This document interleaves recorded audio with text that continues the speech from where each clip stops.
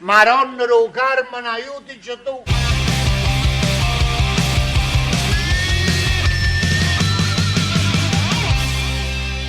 And benvenuti, fellas and bellas all over the world. Welcome to the Napoli Rant. I am your host today, the Vicar of Vesuvius, Raffa Rispo.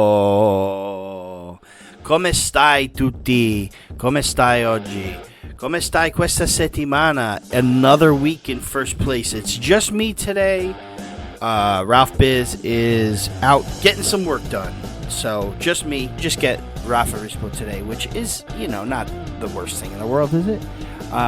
Today we're here to cover, we're actually going to do this in two parts. Part one is going to cover Torino versus Napoli. Napoli win another game by a score of 1-0 in a pretty hard-fought match. Very, very good game by Napoli. Very good performances by some who we've been questioning. And a fantastic goal by Scott McTominay in the first half. Probably an even better assist by Kvaratskhelia. A lot of opportunities created, a lot of shots taken. But how about Vanja Milinkovic-Savic, goalkeeper for Torino? I mean, if we were to award a beast for the opposition, I mean, look no further than Vanja Milinkovic-Savic. And not for nothing, but there's a lot of talk of Alex Meret and his contract. And then there's a lot of talk of bringing Donnarumma in for Napoli. What about this guy? And it's not just with, against, usually he's really, really shows his class against Napoli, but it's against a lot of the big teams too. Milinkovic-Savic is a prime keeper. He really is. And with the right defense behind him, he could be a world beater. But anyway, let's get to the game. Again, Torino 0, Napoli 1. Fantastic performance by everybody here. I believe Kvara really showed out this game. Definitely came to life. He was beating his markers. He was beating his men two at a time. He was getting through them pretty easily. I don't know if that says a lot about the Torino defense or the fact that Kvara has now decided to show a little more interest in playing. Not saying that he hasn't. I mean, how critical we've been here of him, but as of late. But even as critical as we are, he still provides like what Ralph Biz would call the hockey assists. The one from last week against Roma, the ball to Di Lorenzo, was a great ball. Aside from that, better play from him, but not as good, not as fluid. But then in this game, just a lot of remnants of his first season. A lot of togetherness with the team. Like when he got past his two defenders and in between them and laid that ball off for McTominay, which was a brilliant ball, by the way. And then McTominay gets his goal. You see him pump his fist in the air and then run over to the celebration, which was everyone surrounding Conte right in the middle, which I thought was great for team solidarity and to show the league that, hey, guess what? We're getting by the skin of our teeth, but we're enjoying doing it, and Conte is our man. But let's go back to the actual assist by Kvara. I mean, just, again, going through his two markers, taking a touch on the left and quickly passing with the right, just beautiful awareness. And then McTominay, he settles with his left, lets it bounce once, and then, just kind of pokes it past Vanja near side, and if while watching on like a replay or watching live at the moment, it didn't seem like such a powerful shot, more placement. But this is his weaker left foot, and it's a great to see McTominay's third goal in a Napoli shirt. Just get it done. Getting the job done, McTominay, and then the rest of the team too. Lukaku looked really good. I mean, listen, for what Lukaku is, I think he played a great game this game. He took a few shots. That was that one shot in the first half, that back heel flick shot that Vanya just saved. But he got himself in the box a lot. He was moving. He got caught offside a few times. There was that one shot that Kvara took in the first half that he got in the way of. And, I actually watched the game with my buddy Sal Trusolino. You know him on Twitter or X as @Jersey Napoli. So my buddy Sal came up to visit. He went over. Usually when he goes out to his Syracuse football games with his buddies, he'll make a stop this way if there's a Napoli game. We'll get together at the shop. We'll watch it. So we got together at the shop. You got us some coffee. Shout out to Sal. Thanks, buddy. But yeah, there was also that like I said, I mentioned that shot that Kvara made in the first half that Lukaku got in the way of, and I was like, and I see why Inter fans are frustrated with this guy. And this was like earlier on in the match too. But then there was also in the second half that cross in by Politano, and I want to say it was Lukaku who took the header, and what a header it was. It was, I'm actually watching it was Oliveira. Anyway, let's talk about that really quick. Milinkovic-Savic's save on that header, my gosh, low and with power. Those are shots that are, even though at like the direction of Milinkovic-Savic, those are very difficult shots for a keeper to save. And he made a brilliant, brilliant save. He also made another save towards the end of the game. There's like 4 opportunities that we could have really won this game like 4-5-0. But yeah, back to Lukaku. He showing a little more signs of like fitness, maybe getting himself in, like drawing fouls like really good, and I don't know, I just feel like this team looked a lot better in the 1-0, also that Simeone shot, I'm watching the highlights as I speak, the Simeone shot at the end of the match to make it 2-0. Vanya made another save with his legs, unbelievable. Everybody played well. They all contributed. Neres almost scored a goal. Actually, Neres did put the ball in the back of the net, and he was called offside just by a hair. Would have made it 2-0. Would have been really cool. But the fact that we held on to this 1-0 lead and had and looked really good doing it too is a positive sign, because I've said it before.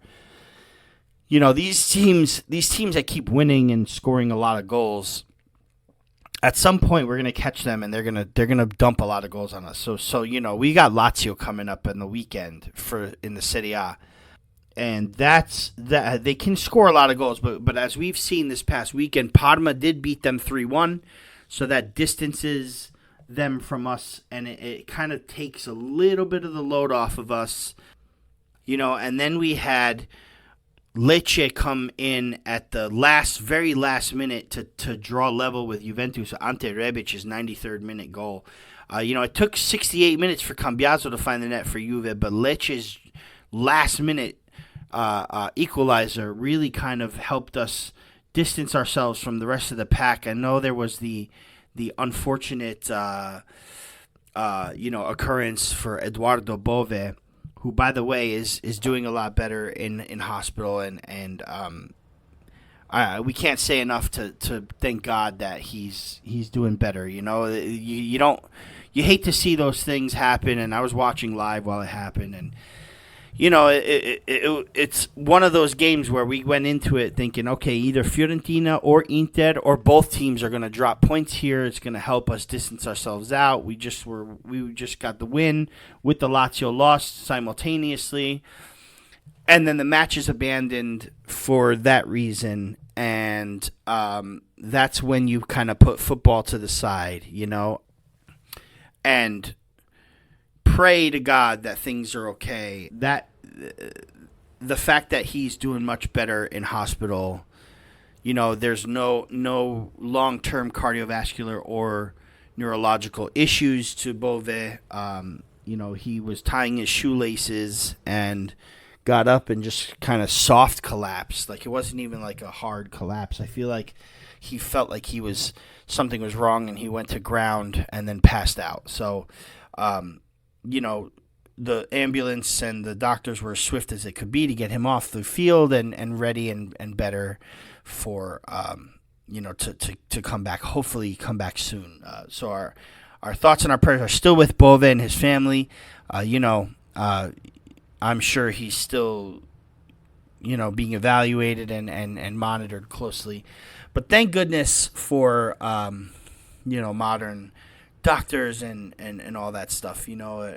I feel like this has happened a few times lately, and we've come up on the positive side of it, where we've seen Eriksson come back and Dika come back, and now Bove. Hopefully, he can get back, better and stronger.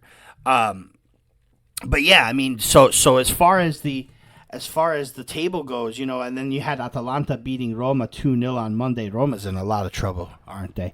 But Atalanta winning that game 2-0 sees the table at Napoli with 32, Atalanta with 31, Inter and Fiorentina with 28.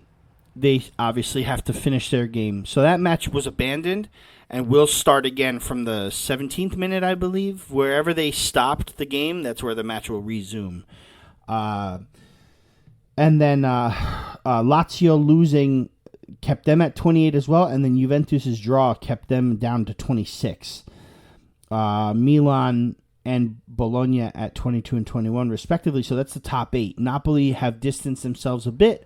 Atalanta still kind of lurking there, and you grow a little fearful of these teams that can score. Fiorentina, Inter, Lazio, Atalanta. We've already played Inter and Atalanta. It's Fiorentina, Lazio that we have to worry about. Rounding up that top 8. Lazio is this weekend, and we have a really good opportunity to kind of break away from the rest of the pack. And this is what I had said before, is as long as by the time this jumble of games that had started from that Milan game is over, I want us to be in first place still, no matter the distance. So the fact that we are is great. Atalanta plays Milan this weekend too, so who knows what can happen there.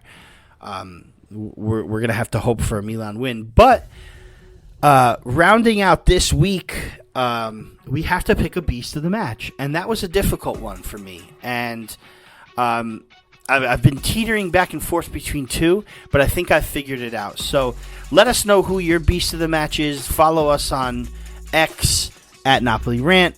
Follow us on Instagram with the same at Napoli Rant. Join our Discord, which you'll find the link to in our description every week. And let us know who your beast of the match is. We've also added a Rant Bets channel to the Discord, which is really cool. But check us out. Let us know what you think of my selection of beast of the match as well. And here it is, Torino Napoli's beast of the match. And wait a minute. Back for a moment to announce the beast of the match this week, our very own Raff Biz. Drum roll, please.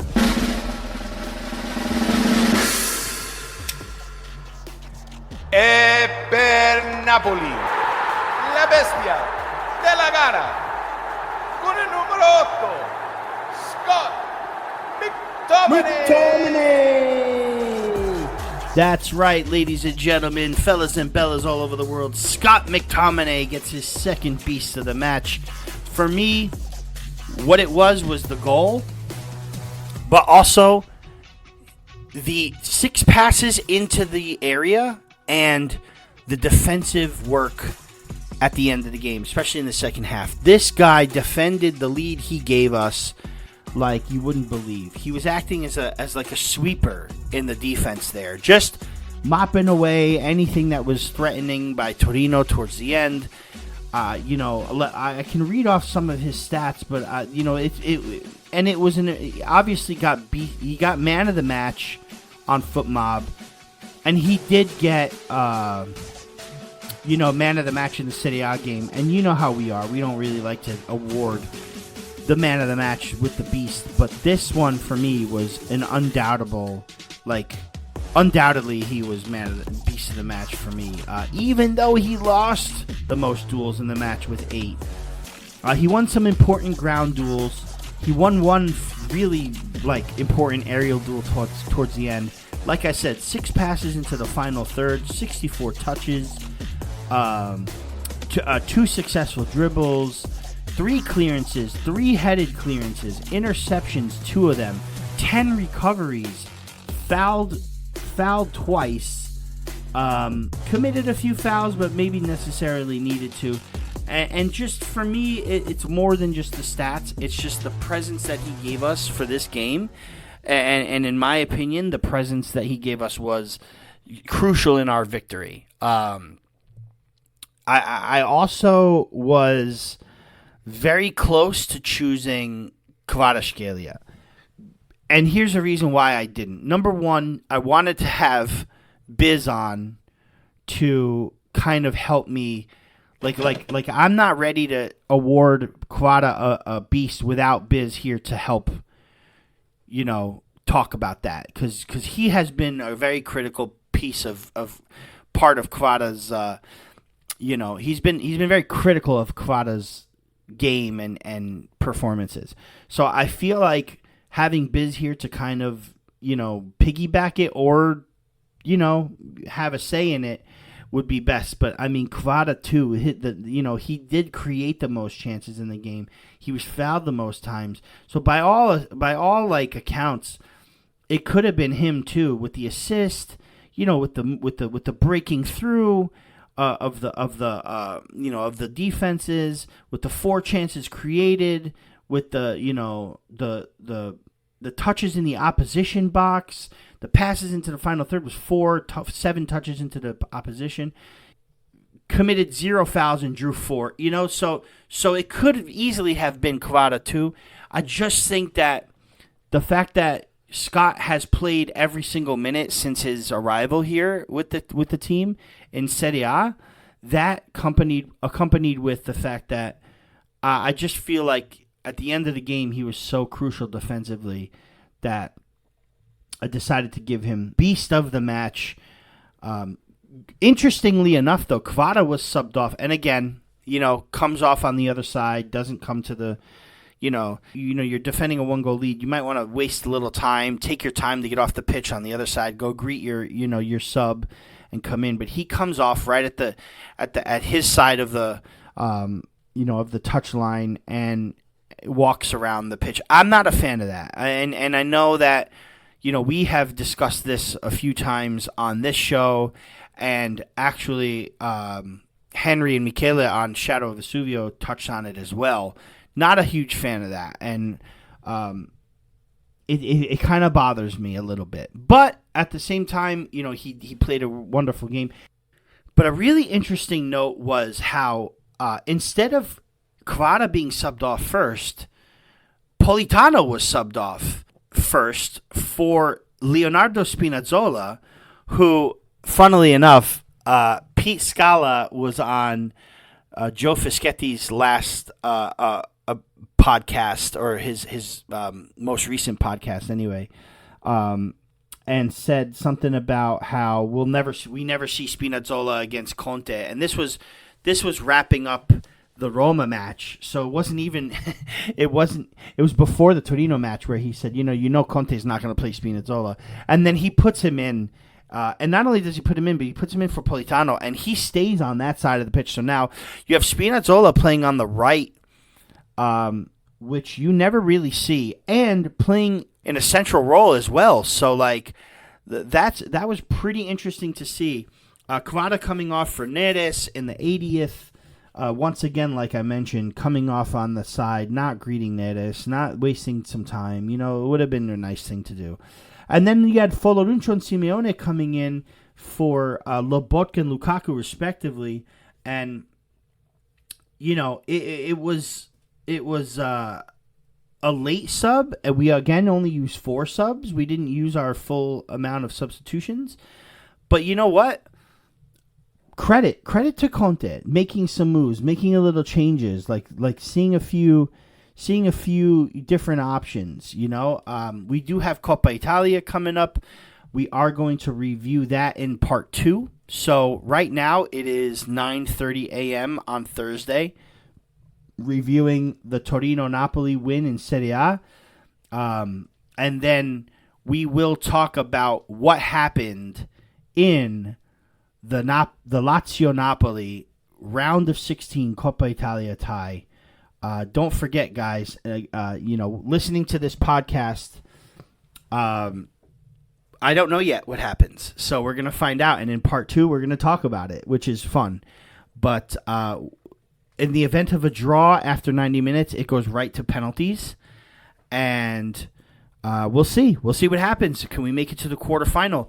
We also have to play Lazio at the Maradona on Sunday. So there are a lot of reports about total rotation of the team. But not only is Napoli looking to rotate, so is Baroni's Lazio. Like, they're also looking to rotate heavily. I'll give you the predicted 11. I think this is by Gazzetta. But they have Caprile in net with Zerbin, Marin, Juan Jesus, and Spinazzola in the back line, the back four. A double pivot of Gilmore and Foloruncio.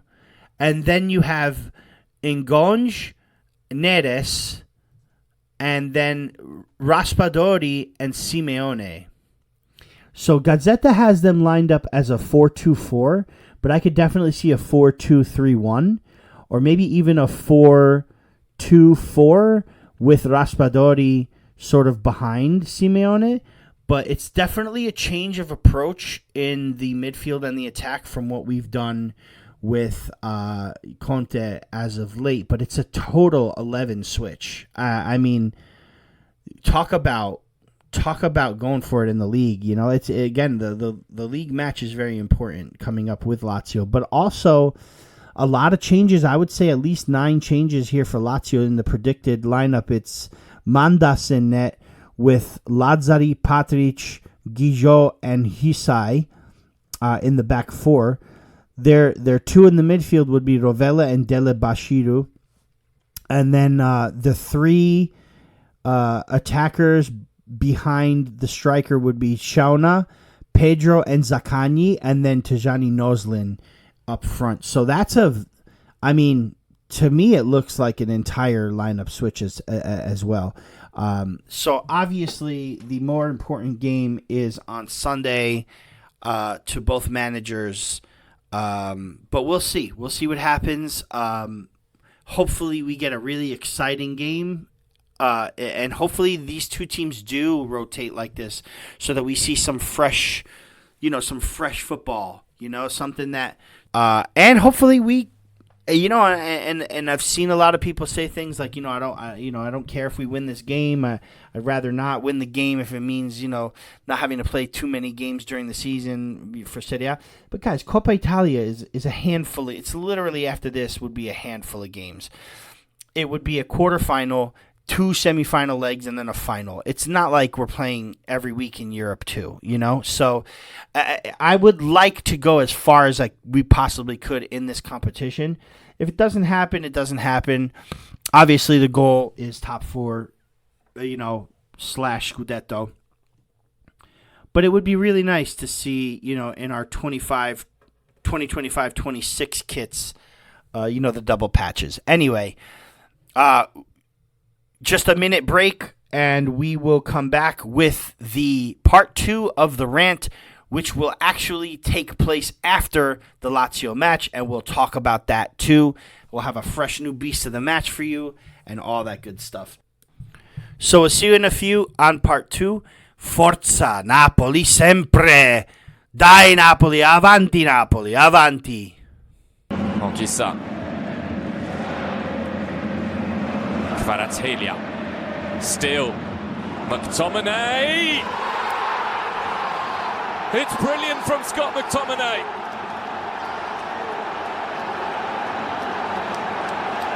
He readjusts his feet so quickly to fire that one past Vanja Milinkovic-Savic.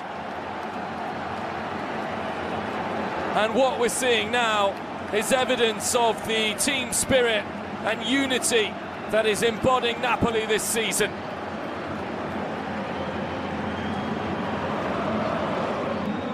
Last chance for Torino. McTominay again with the header. Napoli show all of their grit and determination to get over the line. It's a 10th win of the season for Antonio Conte and the Partenopei.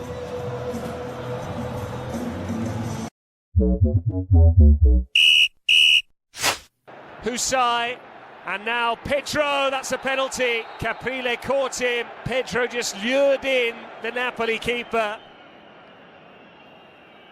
Zaccagni, saved by Caprile. That's how you redeem yourself. Now with the set piece. Gigot with the header, and Noslin couldn't miss from there. He's been waiting to catch fire in a Lazio shirt, and does that come tonight. Back, still with David Neres, and Simeone equalises. All about perseverance to get to the ball first. Zaccagni now, driving into the box, Zaccagni, and Noslin for his second. He's enjoying tonight, Tijani Noslin. Kept his cool, took his time, and picked his spot. Zaccagni with the ball in, Noslin! It is the hat-trick. What a fabulous display this evening from the Dutchman. Good save from Caprile, they've seen it late. Conte beaten, Lazio hugely impressive this evening. Their Coppa Italia Frecciarossa campaign starts with a win over the Serie A league leaders. It ends here. Lazio 3, Napoli. All right, welcome back to the Napoli Rant, episode 14, part 2. It is still Thursday, December 5th. It's 11:02 p.m. I recorded part 1 at 9 a.m. And the Coppa Italia game with Lazio did not quite go as we really wanted it to, right? I mean, basically, as predicted, Napoli fielded an entire new 11. Antonio Conte decided to go with the entire bench. And Lazio made 8 changes from their 3-1 loss to Parma on the weekend. But that man, Tijani Noslin, found his hat trick.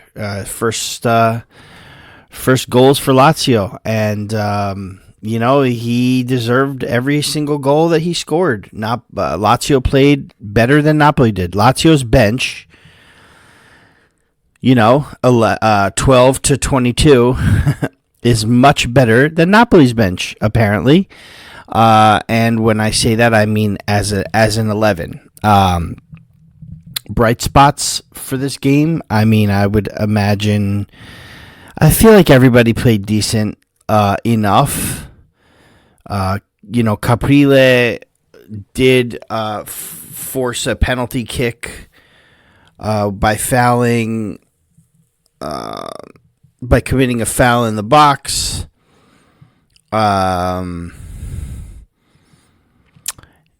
Made up for it, though, with his save. Nice save. Not long after that, though, Noslin gets his first. Napoli respond 3 minutes later with a nice goal by Simeone. Good hustle by him and, off a shot from Neres. That was saved by Mandas. Simeone gets the rebound. But then in the 40th minute, Lazio double their goal tally, but take the lead 2-1 again with Noslin. And then in the second half, early on, Noslin gets the third and the hat trick.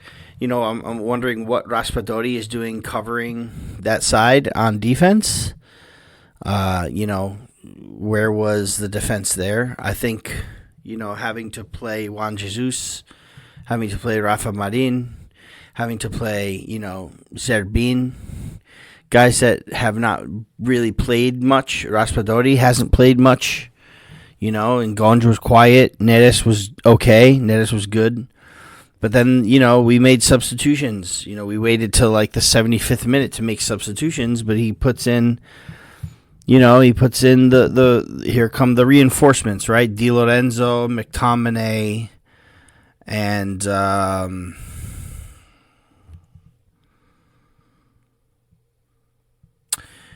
It was Di Lorenzo, McTominay, and Politano for Foloruncho, Zerbin, and Ngonge, respectively, in the 72nd minute. He puts in Lukaku for Simeone in the 78th.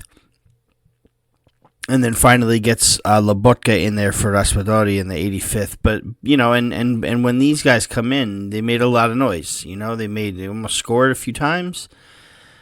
But what are you going to do? This is Coppa Italia. This is what Conte does. This Conte knows how to preserve his top 11, his best 11. And, to be fair, I am, while I am a little annoyed with the fact that we're out of Coppa Italia again at this stage, the round of 16. I'm okay with the fact that it was Lazio and not a team like Cremonese or Frosinone, right? I mean, it's Lazio. It's a team that's, first in the Europa League, a team that's mere points away from us on the lead. Just last week, just before the Parma game, they were 1 point behind us in the standings in the Scudetto race, and it's a formidable side. It's a formidable side with a good bench. It's a good team that they put together here. Very very opposite of what we thought we'd see this year, with new manager, Marco Baroni, who, ex-Napoli, scored the goal to win the second Scudetto, guys. Baroni knows what to do, right? Yeah, but, honestly, I can't complain too much. The team, here's my one reason why I think I would complain. Okay, the Coppa Italia is a trophy. Yes, a lot of fans out there will disregard the Coppa Italia. Doesn't mean a lot. It's a Mickey Mouse tournament. They should do the same thing the FA Cup does. They should revamp the Coppa Italia, blah, blah, blah, blah. The Coppa Italia is still the second highest trophy to attain in Italy. And it's still a competition that should be somewhat taken a little seriously. Now, the circumstances. Napoli are in a fight for the Scudetto. It's only 14 games in, I realize that. But we played the same team again on Sunday. We have a real chance to go further ahead of these guys Sunday. At the Maradona. This game was at the Olimpico today, the Coppa game. Sunday at the Maradona is a very important game. It's a game that we should not lose. If Sunday at Maradona we drop points, then we can all cry about this. But I gotta tell you, I'm less annoyed that we're out of Coppa Italia because of the fact that we have such a tight race to deal with in Serie A. Now, compare this to the Scudetto season. We crashed out to Cremonese, we out on penalties after a 2-2 result. We had a monster lead in the league when we played them. And it's Cremonese. We should not have lost to Cremonese. Now, if we were a little more ahead in the standings, if we had a little more wiggle room to play more of our starters, then maybe we would have. Am I a little annoyed that Conte went with a full 11 rotation? Yes, I am. We could definitely have seen Lobotka in there. We definitely could have seen Di Lorenzo there. I know Di Lorenzo plays a lot of minutes. But we should have been able to see some of our leaders on the pitch. I think we should have played Kvaratskhelia. Politano could have taken. I agree with the fact that we're resting these guys. Politano for sure, but I think we could have played Quada.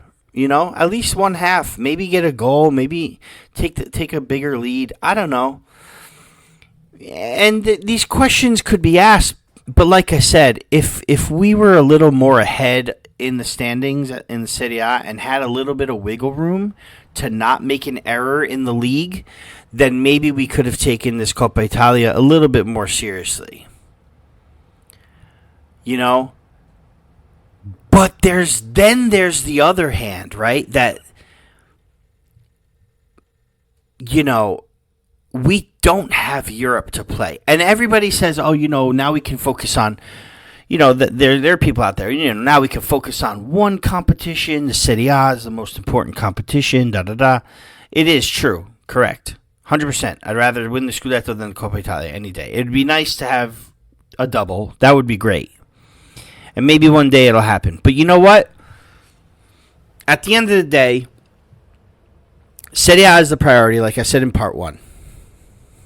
And if it means to crash out of Coppa Italia, then so be it. However, we don't play in Europe. And Coppa Italia is not that big of a burden, guys. It's just not. It's not. The quarterfinal doesn't happen until February. Don't forget, Napoli, again, not in Europe, like Lazio are, like Inter is, the team that a potential team we would have played in the quarterfinal. It's between Inter and Udinese. That's our bracket. Okay, we could have done this. We really could have. So that's kind of what's bothering me, is that, I get it. I get where Conte's priority is, but we really could have done this. I think if we had started at very least, Di Lorenzo, Lobotka, and Kvaratskhelia, maybe we would have done something. And you know what? I'm not trying to say that Neres, Gilmore, and Zerbin didn't have a great game, but not but Neres and Gilmore didn't have a terrible game either. I mean, the team didn't play awful. It's just we didn't take care of our chances. Simeone had a few other chances. I think I'm not going to go with all the glitz and glamour of the beast of the match music and announcement, but I think I'm going to assign Giovanni Simeone as beast of the match for this game, because he did get stuck in there with that goal. He showed a lot of grit and determination.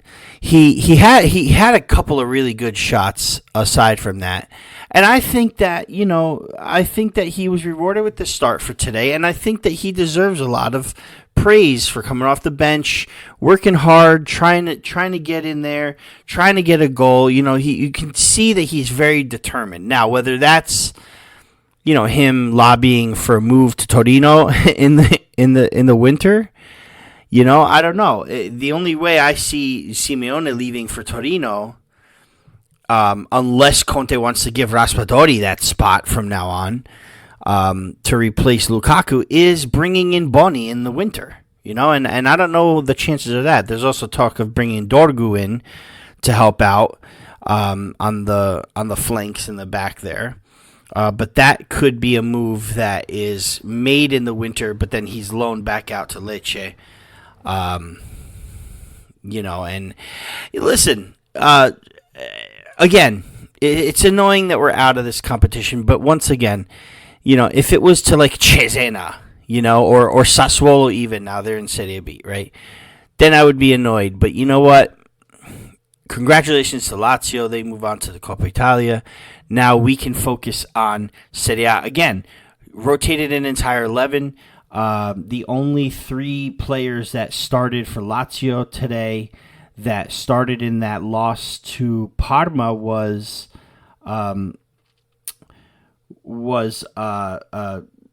Lazzari, Dele Bashiru, and Zaccagni.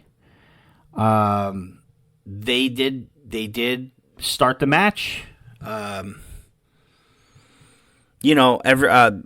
Lazzari, the only player that wasn't substituted off. We got to see our ex-Usai play. Noslin, 3 goals. Nice. It was a nice game from them. Pedro gets an assist. It was a good game from them. We can expect a tougher Lazio because their starting 11 is a very tough team. They have a good team. Baroni's got these guys playing really, really well. But here's the thing. We're in first place. We're also no slouch. And our 11 are going to be back on Sunday with a different goal in mind. The goal was never to win Coppa Italia. As much as I wanted it to, and as much as the players want to win trophies. I don't subscribe to this whole, nobody cares about Coppa Italia when it comes to the players. You guys all know this. I'm very firm believer in these players play to win. It just didn't happen. It just didn't happen this time out. And Sunday is going to be a very different story at the Maradona. I could tell you that right now. I promise you that. Guys, I really want to say thank you again for your, hanging in there with me. This truly was an all-day event. Getting to do these 2 parts, I liked it. I was looking forward to moving on to the Coppa Italia to do this again. This was fun. But, we'll have Biz back for the next episode. Who knows? Maybe we'll have a guest with us or a surprise coming up sometime soon. But please be sure, once again, like I mentioned in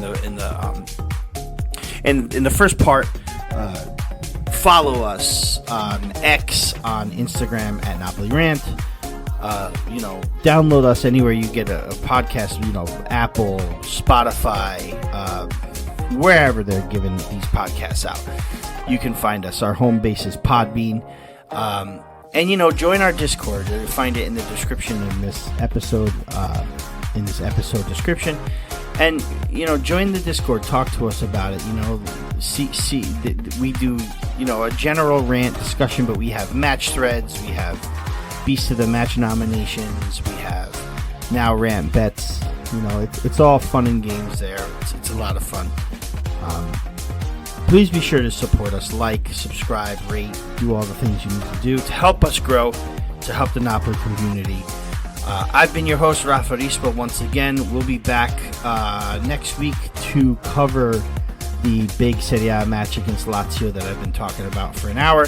Until next time, guys, it's okay.